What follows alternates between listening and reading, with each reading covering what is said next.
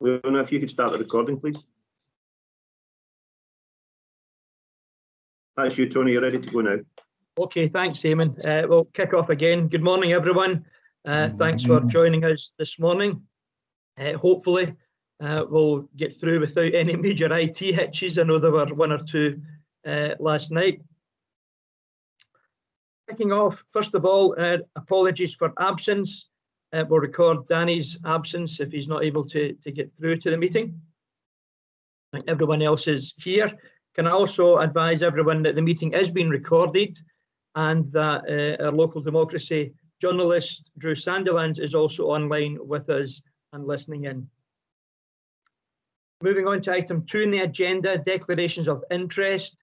Does anyone have any declarations of interest for the items on the agenda this morning?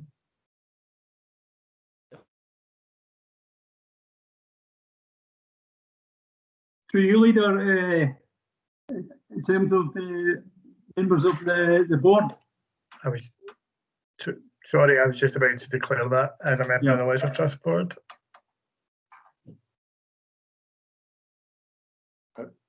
And myself.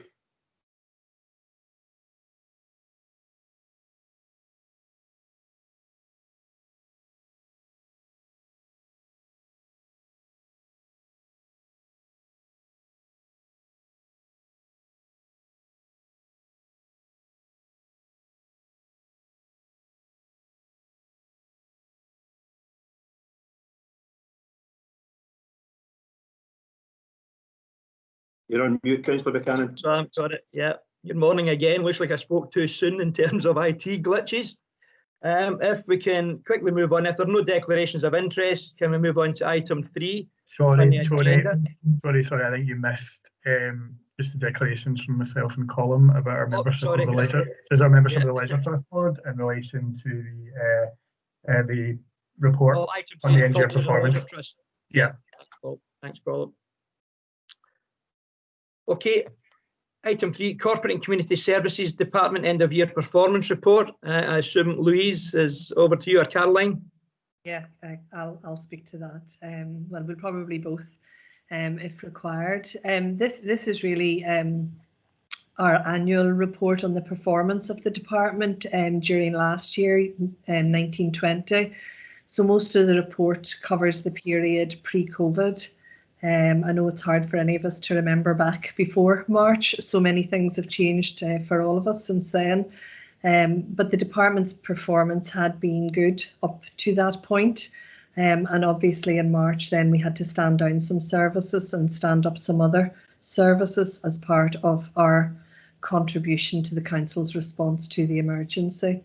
So the report gives you some details of our performance across services over the year, as well as some detail of the work that the department did as part of the response to COVID. Paragraph 43 summarises our contribution to that.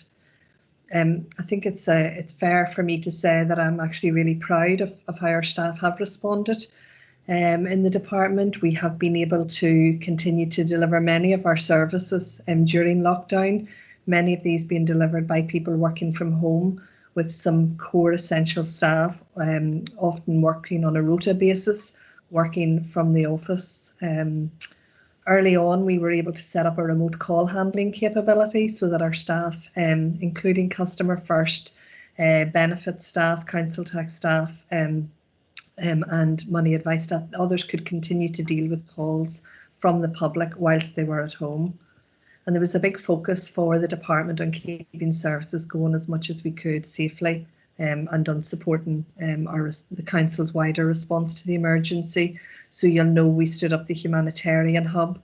We put in place arrangements to contact and support all of those who were shielding and others who were vulnerable in the community. And we close working with our partners in the voluntary sector. That was pretty crucial. And was very fruitful during that period and continues today. I think the staff have shown themselves to be very, very dedicated, hardworking and really flexible.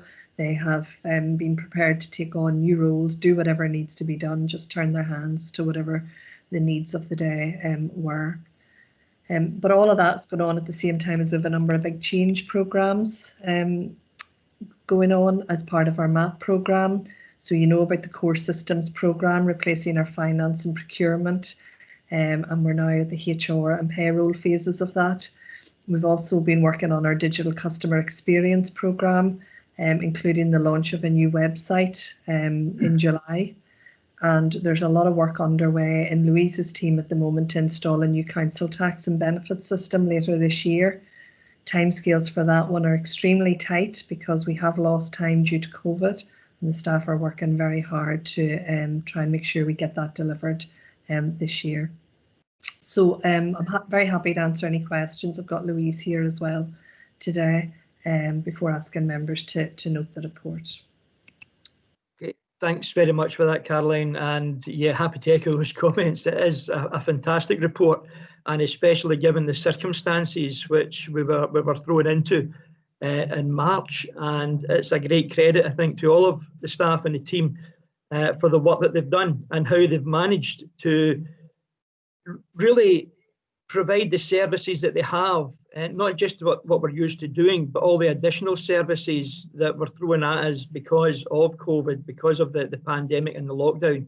And so a huge amount of work, which I think really, I'm sure I speak for everyone when I say it's immense thanks to all of the team for the challenges that they faced and how they brought us through them. So thanks very much for that.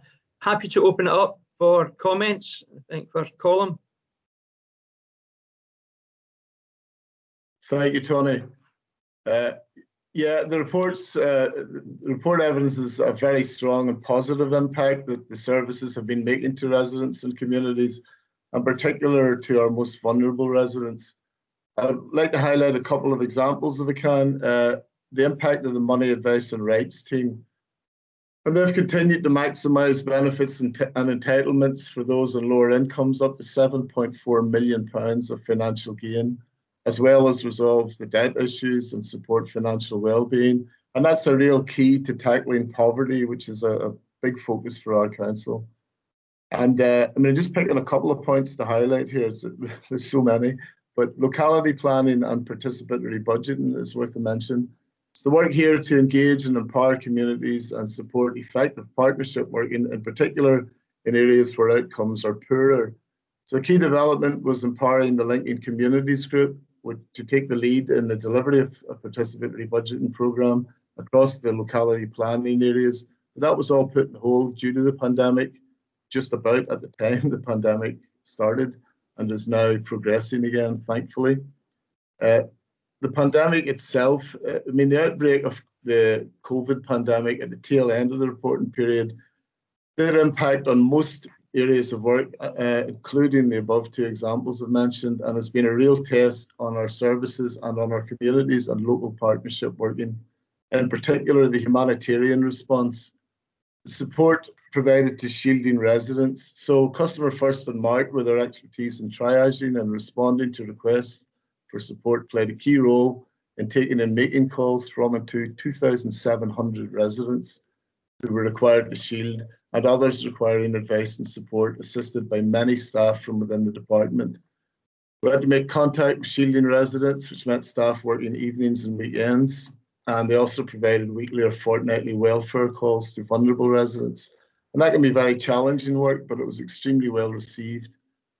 For some residents, that was the only contact they had during lockdown, and to enable our staff to resume normal business, Community Hub volunteers have picked that up now. There was terrific partnership working and response, and staff really rallied from our partners to the humanitarian response. Many examples, including the police helping to distribute leaflets and posters to promote support, fire colleagues delivering food supplies. Also, we supported Voluntary Action East Renfrewshire to establish the Community Hub itself, which is the central point of contact for people needing assistance. And that's been a key development that's demonstrated the capacities within communities to provide support, which will complement our own statutory provision. So we plan to support the development of the Community Hub so that it can evolve to meet the changing needs of communities as we move from recovery into renewal. because maintaining that level of community resilience and participation will be a priority, because we may see we need the community to be involved ever more often in these kind of things. And just a last wee mention about staff commitment and flexibility, because I think this was one of the shining examples of this period. The vehicles under the staff folk were put to great use to make sure residents got their food and vital supplies, including medication. Community wardens were able to change their focus from enforcement work to delivering food bags, knocking on the doors of uncontactable shielded households, checking well-being. Community learning and development staff and colleagues in the trust staffed the food hub, and staff across corporate and community services undertook welfare calls and those shielding.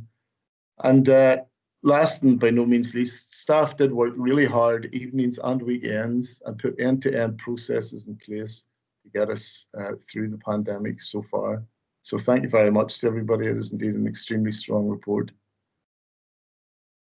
Okay, thanks, Colin. Councillor Kane. Thank you, Chair. I think Councillor Merrick has very eloquently put a lot of my sentiments, but I think just to welcome the report. This work, the work of this department was key before we reached pandemic, particularly I think because it is such a human-facing department, if you like. It works with our communities and with our most vulnerable residents to ensure that they are accessing things like welfare rights and support and money advice, and I know that that's been key, but even more so in this last 6 months and the period of the pandemic. I think from a kind of personal point of view, working with the communities in my ward, we know how invaluable the input has been from corporate and community services and their work with voluntary action to allow communities to be resilient and to kind of be able to quite quickly move to deliver support locally. And I've said before, and this is something that I really want to ensure that we capture learning from going forward, because, you know, coronavirus at the moment is unpredictable. We don't know where we are headed, but we want to make sure that our communities continue to be resilient and ready to react and support one another, particularly most vulnerable people. So I think we need to just take our learning at this stage, but also look forward to a bigger piece of learning, because I actually think the resilience and stuff in the community action, you know, I think we could be implementing that in adverse weather or in situations that are kind of more localized as well. I think there's a lot of learning there, certainly from my point of view. But I think, again, just to praise the staff who I know have worked extremely hard, very, very difficult, often people in crisis around money, around support, very difficult situations in registration where someone had perhaps lost a loved one due to COVID, and been able to deal with that quickly, sensitively, support people. So really just a thank you and an ask that we continue to take all the learning we can from it. Thanks, Councillor Kane. Councillor Bamforth. Thank you, Chair. There's not much else to say because everyone has said it all, but I was particularly happy with what they did to help the HSCP in terms of staff and other departments helping out with driving home care workers, etc. But I agree with the previous two councillors mentioning that we need to harness this going forward, because it's been acknowledged at both the IGB and at the Health Board, and it ties in with the Health Boards moving forward together, and that a lot more supports for people are within the communities and they're not in hospitals and other kind of facilities. I would like to ask Caroline one question though, around the participatory budgeting, and obviously that had to stop. Will the money that would have been earmarked for that be carried on to next year, or is it something that is it's going to be done as a desktop exercise to allocate it? If you could just clarify that, thank you. Thanks, Councillor Bamforth, and for those comments before that. Really, unfortunately, we were literally a couple of days away from the participatory budgeting events. However, the bids that had come in we've been working with the Linking Communities group, and a lot of the process that was in place pre-COVID is actually not relevant or applicable now in a post-COVID environment. So Jamie's team are working with the Linking Communities group to work with how we can redesign the participatory budgeting process to reflect the COVID world that we're now living in. And we will look to not make sure we do not lose that money to our communities, but we need to work closely with Linking Communities to see how best can we utilise that resource. But it will be different to the way we've done it before, and it will have to be more relevant to the world we're now living in. So I don't have a definitive answer, but we will work with Linking Communities around that, so that this is very much owned by them, shaped by them, and we're supporting them in that process. We obviously can't have the events and things that we had before. We'll also work with our finance department to make sure that we have as much flexibility as we can around those resources and that we don't lose the resources. Is there anything you want to add to that, Louise, or no? Thank you. I just wanted clarification that we were going to be able to hold on to those resources, because given what we've all said about the community supports, and given that we know a lot of community groups and other third sector organisations have lost funding, valuable funding, that this participatory budgeting money is going to be, I would say, even more essential going forward. So thank you for the reassurance that it is not all lost. Okay, thanks for those comments. Anyone else? Okay, thank you.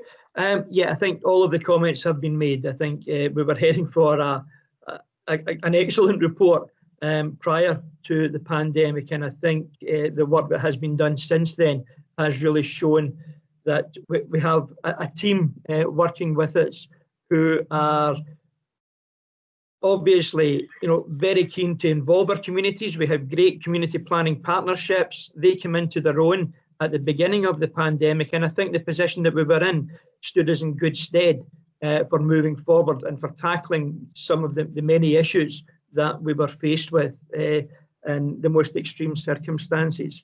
So, as has been said, I think it's great credit to all of our staff in our communities team who have went out way beyond the call of duty in many respects to deliver the services that they have, especially through a very difficult time, and great thanks again to that. Are we happy, colleagues? I think it's fair to say that the report has been scrutinised. We've made several comments on our corporate and community services, including the contribution to the COVID-19 pandemic. So once again, thank you very much to all. It's been much appreciated. Thank you. Moving on, colleagues, item 4 on the agenda is the East Renfrewshire Culture and Leisure End of Year Performance Report for 2019-2020. And I'm assuming who we got online to do that. Mary or Mark? Mark will make the introductory remarks, but we're both here to respond to any comments that elected members would like to make. Okay, thanks, Leader. Thanks, Mary. Thanks, Leader. The purpose of the report is to inform Cabinet of the performance of the Culture and Leisure Trust at the end year 1920, and the report provides elected members with that high-level sort of summary of performance based on performance indicators and activities included in the ODP and also the Trust's own business plan. Appendix A summarises the performance in the key areas of arts, sports, libraries and community facilities through the balanced scorecard that's prepared by the Trust's Chief Exec. Like the previous item, the scorecard reflects the full year 1920. The performance of the Trust was obviously then impacted by COVID-19 with the closure of the facilities from 18th of March. With over 90% of staff furloughed. Paragraph 10 sets out for elected members the achievements for the year, and it was a strong performance. So maybe just highlight that Eastwood Theatre audiences were up by 49%, with the pantomime breaking all recent records for a Christmas programme. Significant growth in the swimming lessons following the changes to the swimming programme and teaching model that they'd introduced. It was really pleasing to see that gym memberships had closed the year up by nearly 9% on the Trust plan, and the new pricing structure that they'd introduced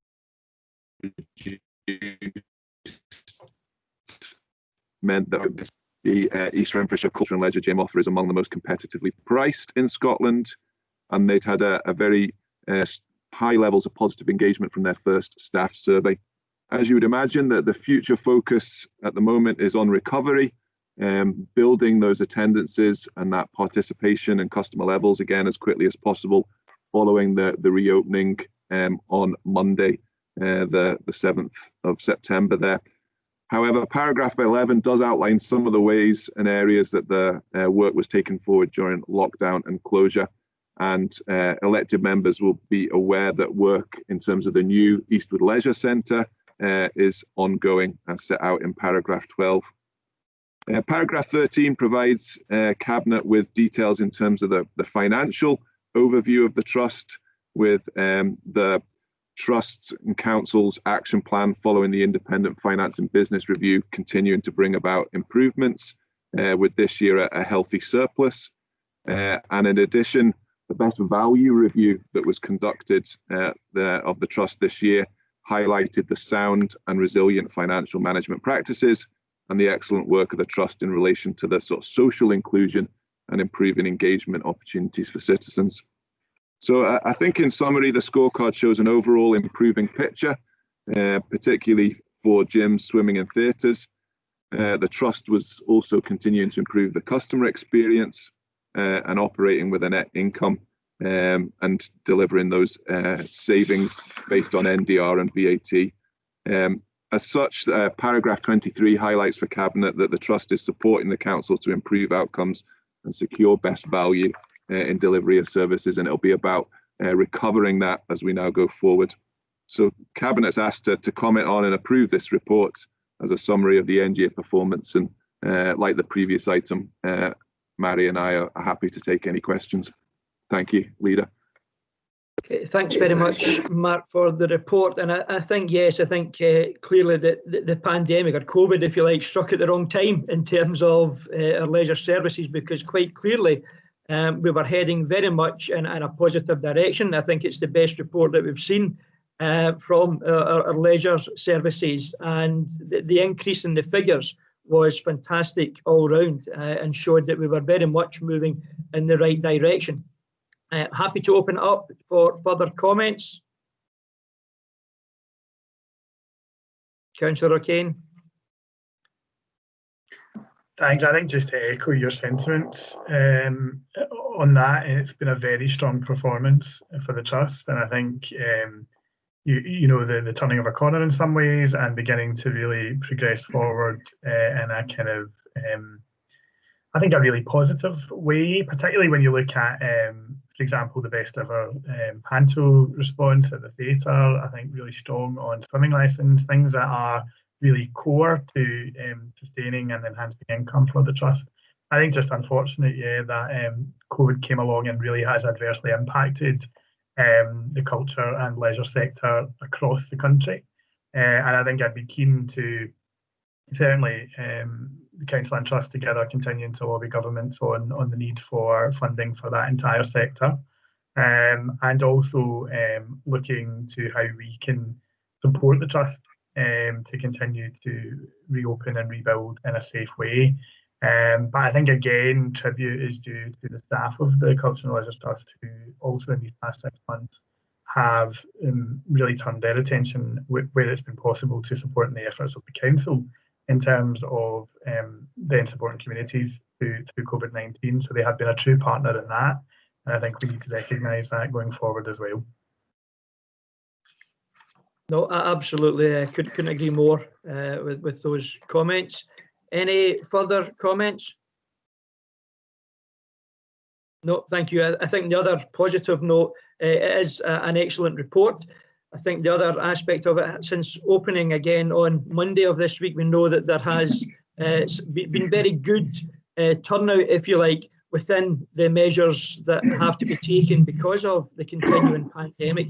So it's good to see that, you know, people have wanted these services. It's good to note that we are getting back and having the services up and running again. But clearly, we keep a watchful eye on that to ensure that they are provided in a safe and supportive manner. But once again, thanks very much for the report, Mark. Thanks to all our Eastwood Leisure, Culture and Leisure Services team for, the outstanding work that they've done, not just over the year in terms of moving the culture and leisure services to a new place and providing this report, but again for all of the work that they've done during the pandemic to assist all of us across the council in delivering through these difficult times. So happy, I presume College were happy to approve the end of year performance report for 1920 for the East Renfrewshire Culture and Leisure Trust. Great, thank you.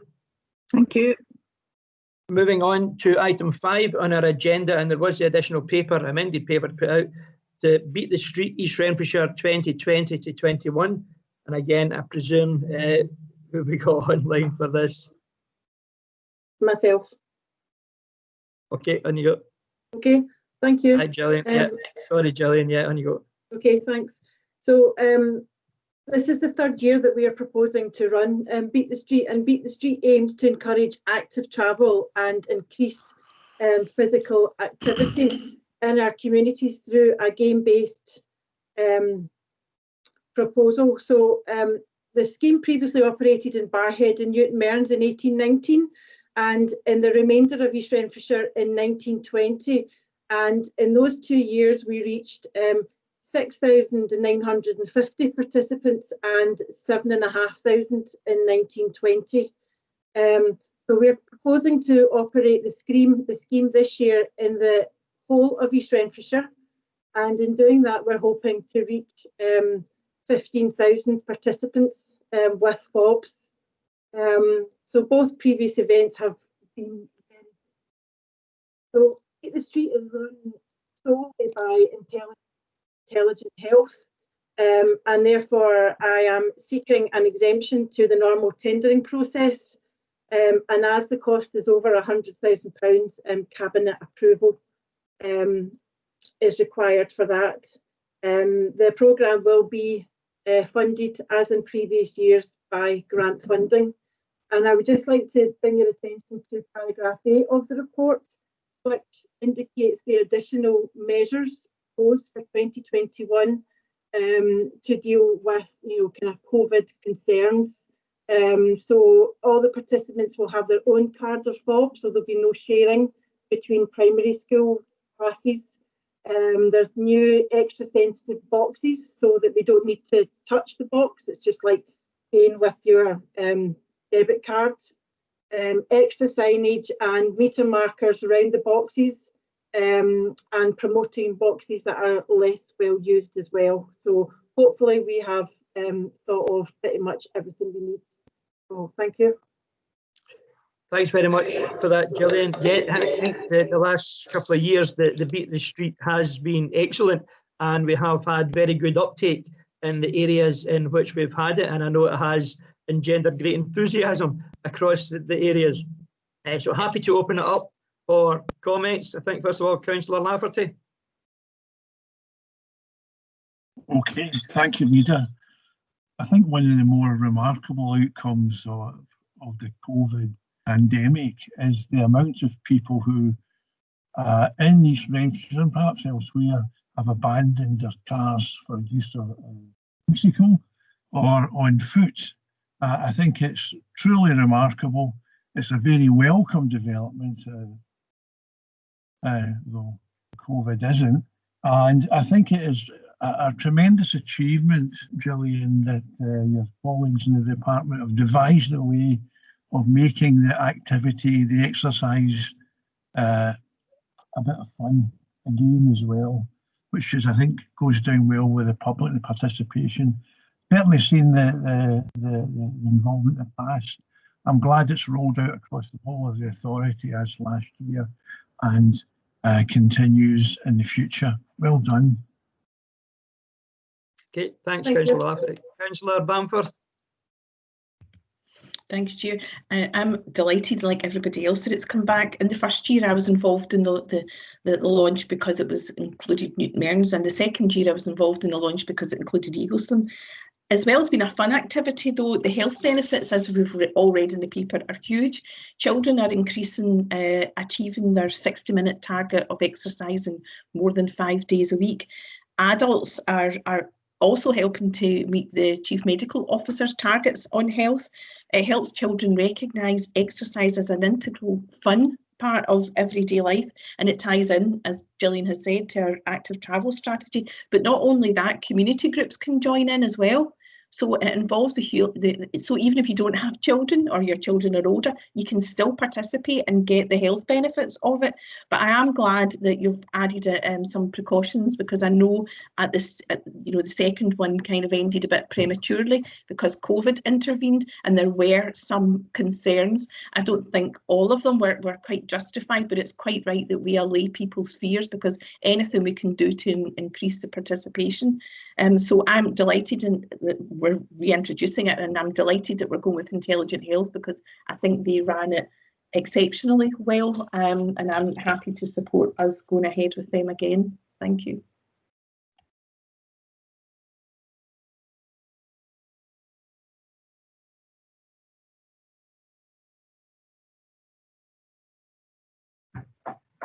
I think we may have lost Councillor Buchanan. Will we just? I think he's back. Is he back? I don't want to stage a coup d'etat if I don't need to here, you know.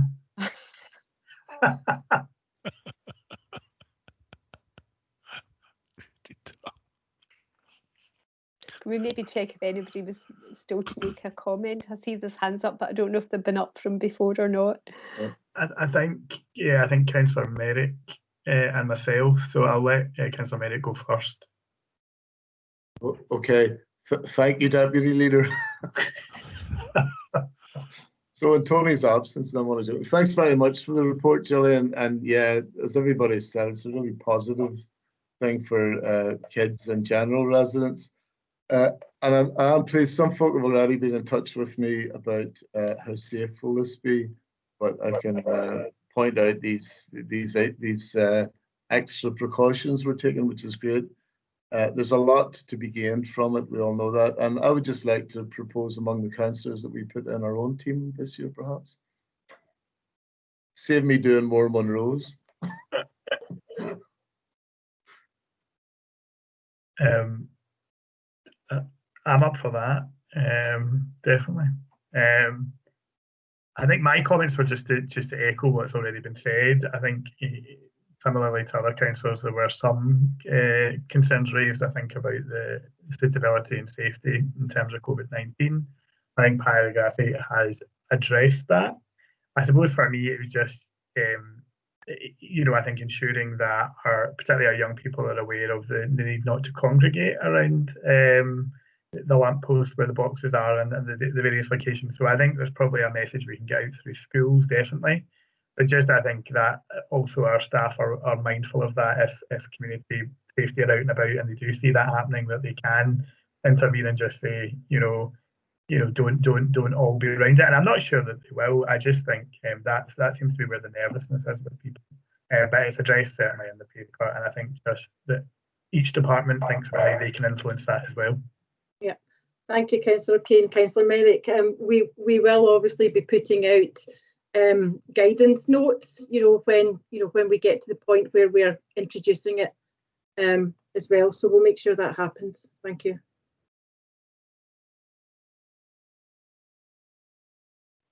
You're on mute, Tony.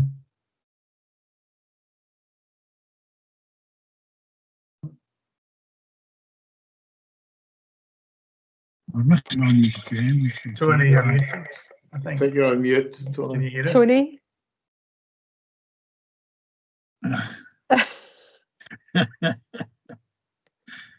Still on mute, Councillor Buchanan.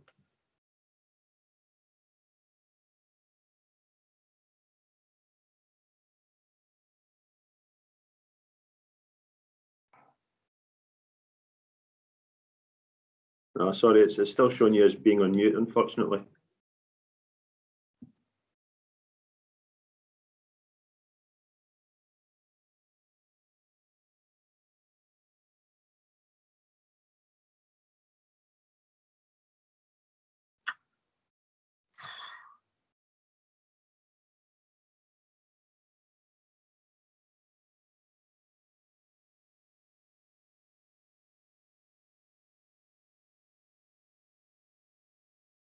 Councillor Buchanan, if would you be happy just for Councillor Kane to take over for the very short remainder of the meeting? If you could just maybe give us a thumbs up or something to indicate you'd be okay with that. Yeah, you're still on mute, unfortunately.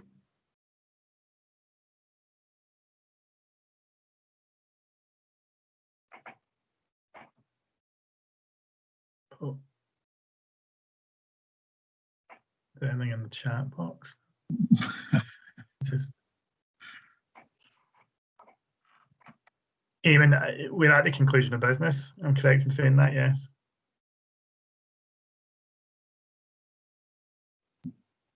Eamon, if we can't get Councillor Buchanan, does there need to be a vote or? No. Well, I think Councillor Kane can take over chair. Councillor Kane is the vice chair, so he could automatically take over without the need for a vote. I've just emailed or messaged Councillor Buchanan to say he's still on mute. I don't know if he can actually hear us either. It looks as though he can't even hear us, but to the looks of things. But I've certainly sent him a message there.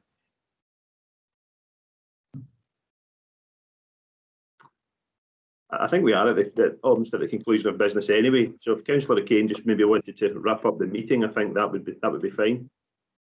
Okay, so just unfortunate that we're having some IT difficulties, but it's been plain sailing so far. So hopefully we'll iron these out. But essentially that brings us to the conclusion of Cabinet. I think we just need to, on that paper, agree the recommendations, which are that we approve the exemption for competition under paragraph 15.3 of contract standing orders, namely that the contract relates to proprietary goods, works or services to enable the council to appoint Intelligent Health Limited directly, and that we delegate to the head of environment, Chief Planning Officer Gillian McCartney, to approve and sign the service level agreement between the council and Intelligent Health Limited in line with council policy. Are we happy to agree that? Okay, I'll take silence as assent. I see the nodding. Okay, that then concludes Cabinet this morning. Thank you for your attendance, and as I say, hopefully we get the IT sorted in future. Okay. Bye, guys. See you. Okay. Well, Thank you. bye.